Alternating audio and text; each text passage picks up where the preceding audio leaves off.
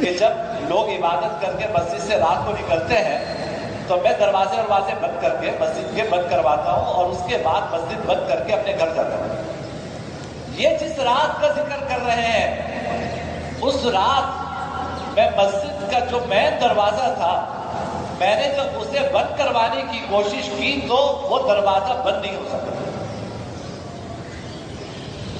میں نے بڑھئیوں کو بلایا کہ کسی طرح یہ دروازہ کہیں کوئی اس میں بوجھ آ گیا ہے جس کی وجہ سے دروازہ نہیں بند ہو پا رہا، تو وہ دروازہ بند نہیں ہو سکا۔